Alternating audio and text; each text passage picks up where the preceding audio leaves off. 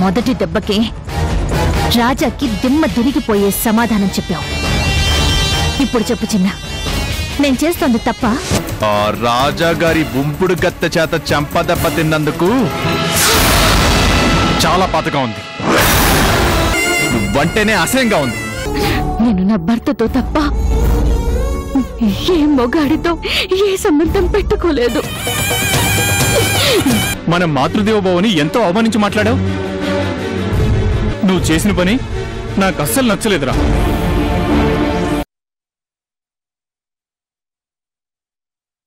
ఆవిడ చెప్తే నమ్మేటవేనా? నీ జీవితంలోకి మొదటొచ్చింది ఎవరు? కరుణమ్మ లేకపోతే భార్గవి గారా? నీకోసం కష్టపడింది ఎవరు? నువ్వు ఆకలితో పడుకుంటే బిర్యానీలు తీసుకొచ్చి పెట్టింది ఎవరు? మీరిద్దరూ తప్ప తాగటానికి అబద్ధాలు చెప్తే తెలిసి కూడా డబ్బులిచ్చిందెవరు?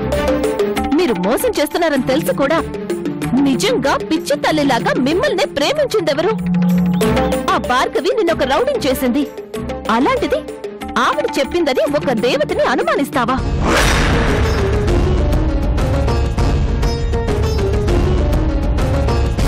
ఒకవేళ నిజంగా ఆవిడికి రాజా గారికి నువ్వనుకున్న సంబంధం ఉన్నా అది ప్రశ్నించటానికి నువ్వెవరు? నీకేం అధికారం ఉంది? ఆవిడ నిన్ను కొడుకులా చూసుకుంది కదా, కానీ నువ్వు ఏ రోజైనా కరుణమ్మని అమ్మలా చూసుకున్నావా? లేదు. మరి ఏ హక్కుతో ఆవిడ్ని నిలదీసొచ్చినా? ఇప్పటిదాకా నువ్వు అమ్మా నాన్న లేని దురదృష్టవంతుడివి అనుకున్నాను, కానీ నువ్వు ఆడదాన్ని అంత నీచంగా మాట్లాడావని తెలిసాక నిన్ను దూరం చేసుకున్న నీ తల్లిదండ్రులు ఎంతో అదృష్టవంతులని అనుకుంటున్నాను. చాలా తప్పు చేశావు చిన్న. మనల్ని ప్రేమించే మనుషుల్ని సంపాదించుకోవడం చాలా కష్టం. ఆ కరుణమ్మ నీకోసం ఎంతగా కష్టపడిందో, నీకోసం ఎంతగా తాపత్రయపడిందో, నువ్వు పోలీస్ స్టేషన్లో దెబ్బలు తింటుంటే నిన్ను కాపాడుకోవడం కోసం ఎంత కష్టపడిందో నా కళ్ళతో నేను చూశాను. నువ్వు ఎన్ని జన్మలెత్తినా ఆవిడ రుణం తీర్చుకోలేవు చిన్నా. ఆవిడ్ని తప్పు పట్టిన నిన్ను ఆ దేవుడు కూడా క్షమించడు.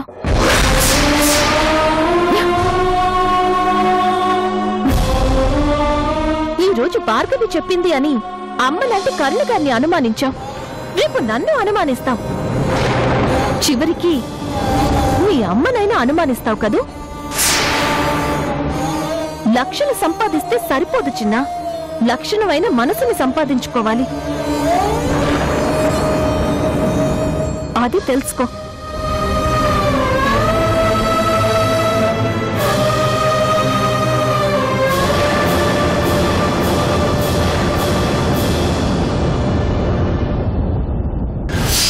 ఆ రాజా గారి గుంపుడు గత్త చేత చెంపదెబ్బ తిన్నందుకు చాలా పాతగా ఉంది.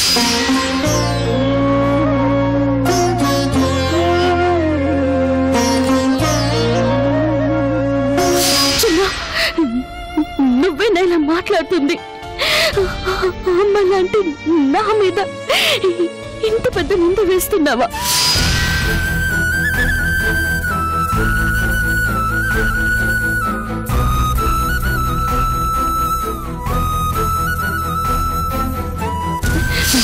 బతికుండగానే నన్ను మాటలతో కాల్చేసి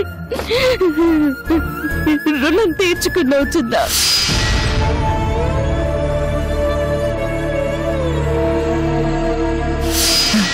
నేను నా భర్తతో తప్ప ఏ మొగాడితో ఏ సంబంధం పెట్టుకోలేదు.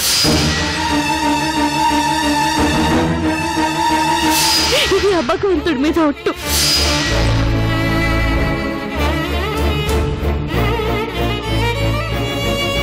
నా రక్తం పంచుకున్న నా బిడ్డ మీద ఒట్టు.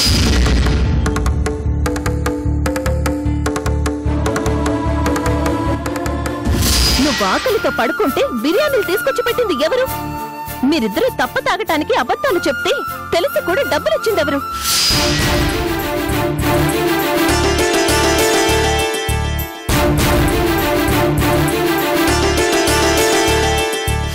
ఆవిడ నిన్ను కొడుకులా చూసుకుంది కదా, కానీ నువ్వు ఏ రోజైనా కరుణమ్మని అమ్మలా చూసుకున్నావా?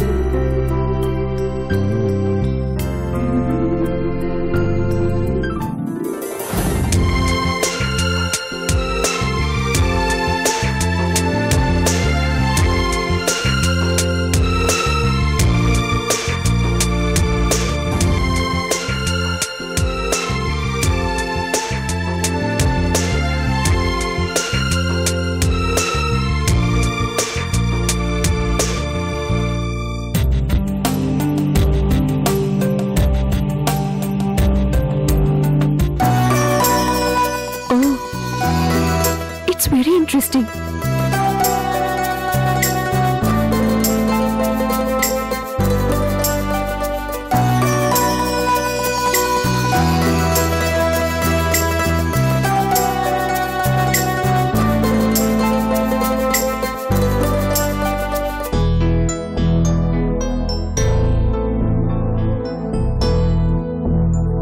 Excuse me sir.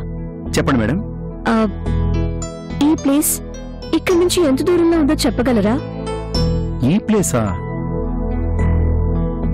Located in Nallamala forest అని ఉంది. నల్లమల ఫారెస్ట్ అంటే ఇక్కడికి 150 కిలోమీటర్ల దూరంలో ఉంటుంది.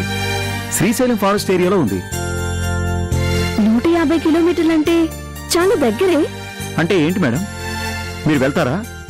ఆఫ్ కోర్స్ వెళ్ళాలి. అది డీప్ ఫారెస్ట్ మేడం. ఆ ఏరియాకి ఎవరూ లేకుండా వెళ్ళడం చాలా కష్టం. కష్టం అంటే ఏంటి? అంటే అన్నీ కష్టమేనండి. మెయిన్ అక్కడ సెక్యూరిటీ ప్రాబ్లం.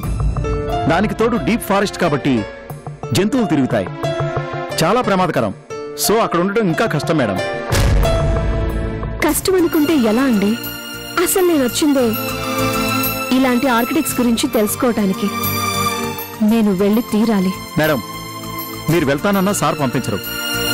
ఆడపిల్లనంత దూరం పంపించాలంటే సార్ ఏమాత్రం ఒప్పుకోరు. సి, నేను నా ఎయిమ్ కోసం యుఎస్ నుంచి ఒంటరిగా ఇక్కడికి వచ్చాను. అంత దూరం నుంచి వచ్చిన నాకు ఆఫ్టర్ ఆల్ 150 కిలోమీటర్స్ దూరంలో ఉన్న ఏరియాకి వెళ్ళి రావటం పెద్ద కష్టమైన పనేం కాదు. కావాలంటే కృష్ణ నేను మాట్లాడతాను. You don't worry. అక్కడికి ఎలా వెళ్ళాలో మీరు ఎంక్వైరీ చేయండి. మేడం, ఒకవేళ వెళ్ళినా మీరు ఒక్కరే వెళ్లాల్సి వస్తుంది గాని మీకు తోడుగా కూడా ఎవరూ రారు మేడం. ఎందుకు చెప్తున్నానో అర్థం చేసుకోండి. అది చాలా డేంజరస్ ఏరియా. నేనెవ్వరిని నాతో తీసుకువెళ్ళను. నేనొక్కదాన్నే వెళ్తాను. నేను వెళ్ళటం మాత్రం ఖాయం. That's all. అమ్మో, బాగా మొండి మనిషిలా ఉంది.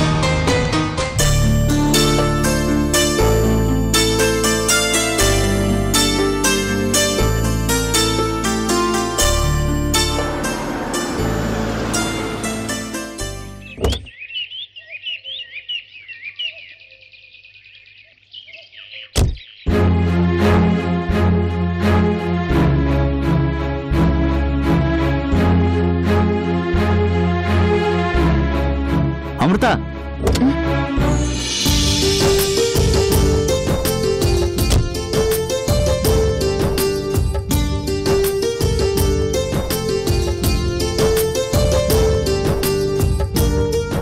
ఎలా ఉన్నావు అమృత? నేను బాగున్నాను. నువ్వెలా ఉన్నావు బాబా? ఇదిగో ఉన్నాను, అంతే.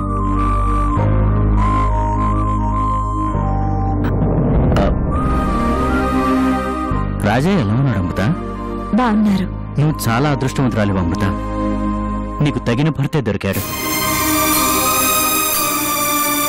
నాలాంటి వాడికి నిన్ను భార్యగా పొందే అదృష్టం లేకుండా పోయిందే. చేతులా నేనే అవకాశాన్ని పాడు చేసుకున్నాను అమృత. ఇప్పుడెందుకు బాబా జరిగిపోయిన వాటిని గుర్తు చేసుకోవడం? అయిపోయిందేదో అయిపోయింది. ఒకటా రెండా 25 ఏళ్లు దాటిపోయింది. నువ్వు బాగున్నావు కదా? నేనెంత బాగున్నానో నాకు తెలుసు అమృత. నేను చేసిన తప్పులకి నాకు సరైన శిక్షే పడింది. తప్పుదారిలో వెళ్ళి తప్పుడు మనిషిగా మారి నీకు దూరం అయ్యాను. ప్రేమకి పెళ్లికి పునాది నమ్మకం అంటారు.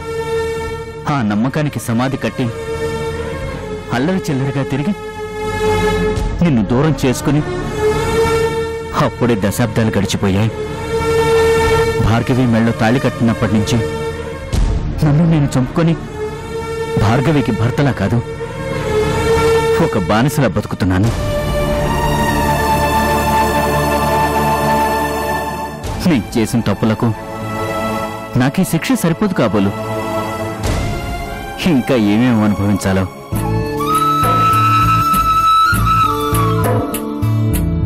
రాజాలంటే మంచి మనిషి నీకు భర్త అయ్యాడు. నిన్ను అర్థం చేసుకోగల ఒక మంచి వ్యక్తి నీకు దొరికాడు. నువ్వైనా బాగుంటే అంతే చాలు.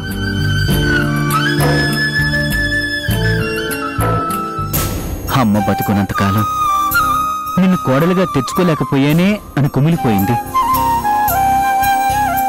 ఆ దిగులతోనే అమ్మ వెళ్ళిపోయింది. నాన్న పశ్చాత్తాపడే సమయానికి మా జీవితాలు భార్గవి చేతిలో బానిసలుగా మారిపోయాయి. పోనీలే బావా, ఇప్పుడు అవన్నీ ఎందుకు, వదిలేసి.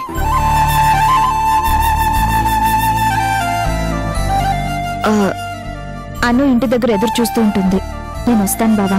సరే అమృత.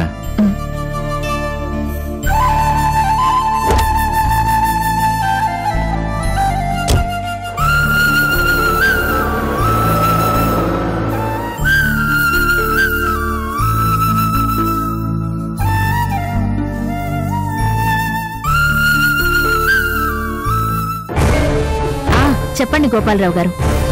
అవును, తెలిసింది. అది నేను శాంక్షన్ చేయించుకున్నాను కూడా. Thank you. ఏం పర్వాలేదండి, ఆ పనులు ఎలా మొదలు పెట్టాలో నేను చూసుకుంటాను కదా.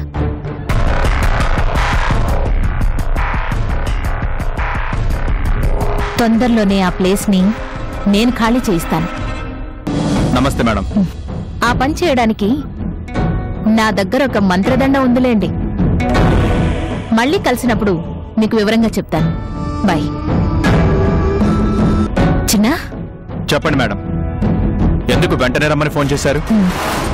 నీతో చాలా పెద్ద పనిపడింది చిన్నా. అది నీలాంటి సమర్థుడి వల్లే పూర్తవుతుంది. ఏంటో చెప్పండి మేడం. ఏం లేదు చిన్నా, ఇక్కడికి 150 కిలోమీటర్ల దూరంలో ఉన్న ఫారెస్ట్ ఏరియాలో ఒక ప్రాంతం ఉంది.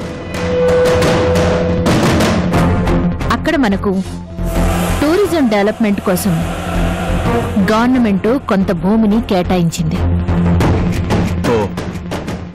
మనం అక్కడ రిసార్ట్స్ కట్టాలి. కట్టేయండి, మనకి ప్రాబ్లం ఏంటి మేడం? అక్కడ ఉన్న జనం ఆ ప్లేస్ ని ఖాళీ చేయాలి, అదే ప్రాబ్లం. అదంత పని మేడం, చేయించేద్దాం. గవర్నమెంట్ మీకు కేటాయించాక వాళ్ళెందుకు ఖాళీ చేయరు? వాళ్ళంతా అడవి మనుషులు చిన్నా, మనం ఎంత చెప్పినా వినరు. ఎందుకు వినరు మేడం? వినేలా చేస్తాం. లేదు చిన్నా, వాళ్ళందరి వెనక కోటయ్య అనే ఒక లోకల్ ఎమ్మెల్యే ఉన్నాడు. అతను వాళ్ళందరినీ ఆడిస్తున్నాడు. ఎవ్వరు వాళ్ల మీదకొచ్చినా ఏదో ఒక రకంగా అడ్డు తగులుతాడు. బోలెడు డబ్బులు పోసి లైసెన్స్ తెచ్చుకున్నాను.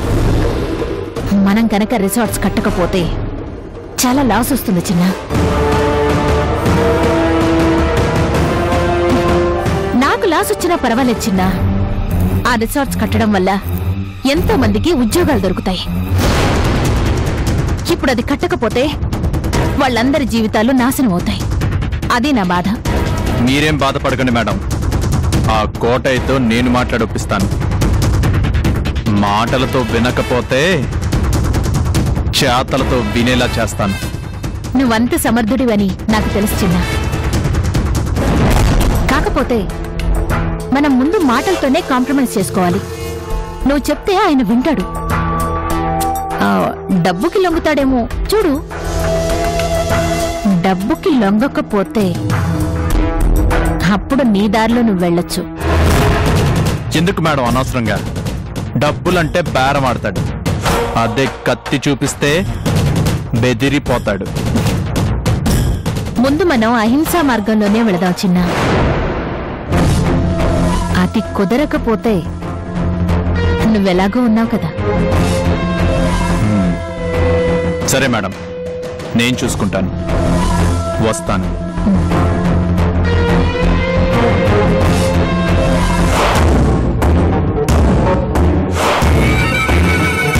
నాకు తెలుసు చిన్నా, నిన్ను ఎలా దారిలో పెట్టాలో.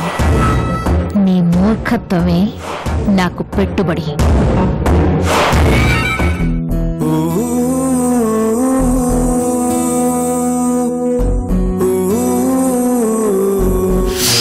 రాజాగారి బుంపుడు గత్తె చేత చెంపదెబ్బ తిన్నందుకు చాలా పాతగా ఉంది.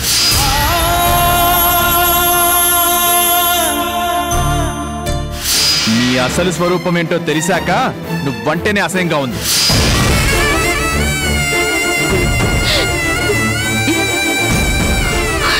ఇంత వయసు వచ్చినా ఇంకా ఆ రాజాగారితో కలిసి కులాసాగా కార్లో షికార్లు చేస్తున్నావు.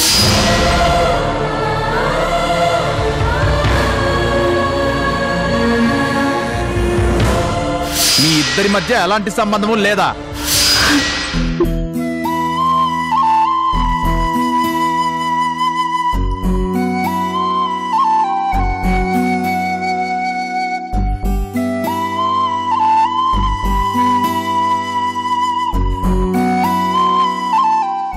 ఆంటీ, లక్ష్మి ఎలా ఉన్నావమ్మా? బానే ఉన్నాను. నాన్నగారికి మందులు ఒక నిమిషం.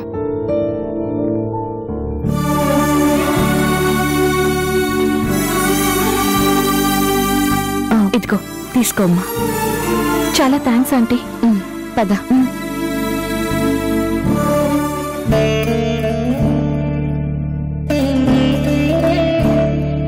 డబ్బులు తీసుకోకుండా ప్రతిసారి ఫ్రీగానే మందులిస్తున్నారంటీ. పర్వాలేదులేమ్మా, తీసుకెళ్ళు. ఇవి వాడాక ఒకసారి నాన్నగారిని తీసుకునిరా.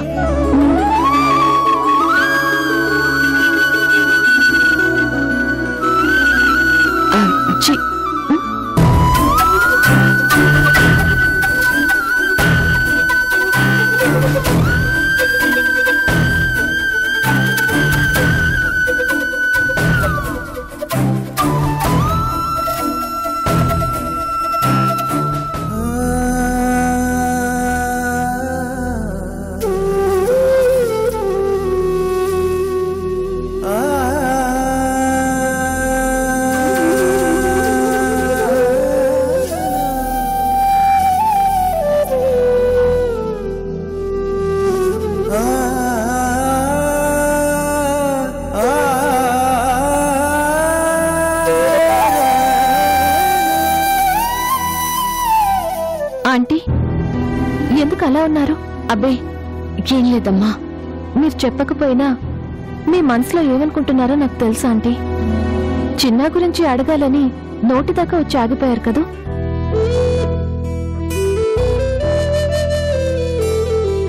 జరిగిందంతా నాకు తెలుసా ఆంటీ.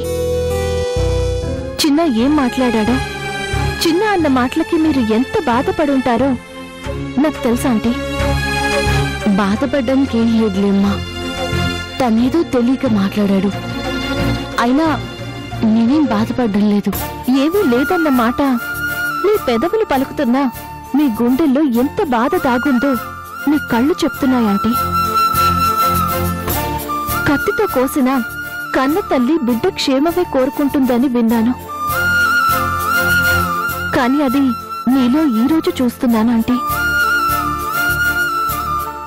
కన్న తల్లి కాకపోయినా మీరు చిన్న మీద అంతకంటే ఎక్కువ ప్రేమే చూపించారు. ఆ ప్రేమకు మీకు జీవితాంతం రుణపడి ఉండాల్సింది పోయి నోటుకొచ్చినట్టు మాట్లాడి చాలా తప్పు చేశాడాంటీ.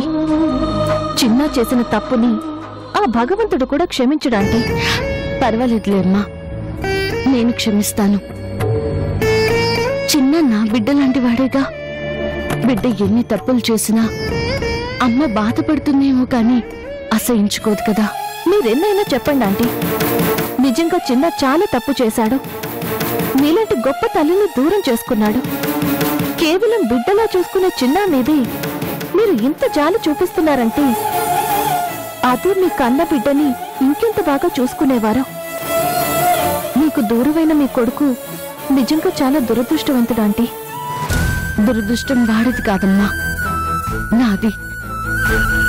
నా దురదృష్టం వెంటాడడం వల్లే నా బిడ్డ నాకు దూరం అయ్యాడు. చిన్నాళ్ళు నా కొడుకుని చూసుకుంటుంటే చివరికి వాడు కూడా. బాధపడకండి ఆంటీ, నిజానికి చిన్న ఇలా ఉండేవాడు కాదు. ఎవరికైనా చిన్న కష్టం వచ్చిందంటేనే పని కొట్టుకుని వెళ్లి మరీ సాయం చేసేవాడు. అలాంటి మనిషి ఈ రోజు ఇలా మారిపోయాడంటే దానికి కారణం ఆ భార్గవి. ఆ భార్గవి ఏమంటూ చిన్న జీవితంలోకి వచ్చిందో కాని తనని పూర్తిగా మార్చేసింది. మనలాంటి వాళ్ళందరికీ దూరంగా తీసుకెళ్లి చిన్న వ్యక్తిత్వాన్ని, అతని మాటని, మంచితనాన్ని పూర్తిగా మార్చేసింది ఆంటీ. కానీ ఏదో ఒక రోజు చిన్నాకి తను చేసిన తప్పులు తెలిసొస్తాయి ఆంటీ.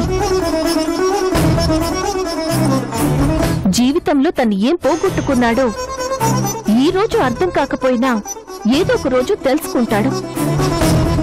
ఆ రోజు కుమిలి కుమిలి ఏడుస్తాడంటే. వద్దమ్మా, చిన్న ఏడిస్తే నేను చూడలేను. తనెప్పటికీ బాగుండాలి, చిన్న నవ్వుతూ ఉండాలి, సంతోషంగా ఉండాలి. తను సంతోషంగా ఉండడానికి నేనెన్ని మాటలైనా పడతాను. నాకేం బాధ లేదు.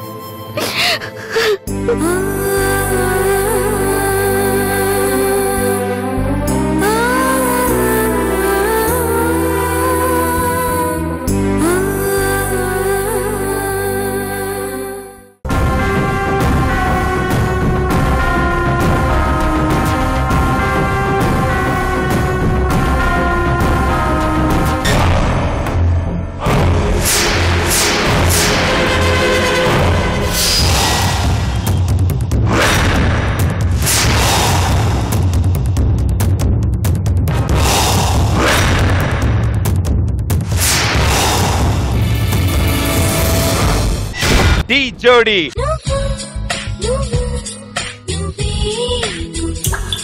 తిరిపోయింది. బ్యూటిఫుల్.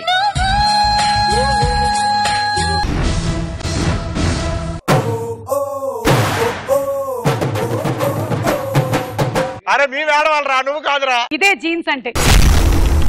వర్షన్ 2.0.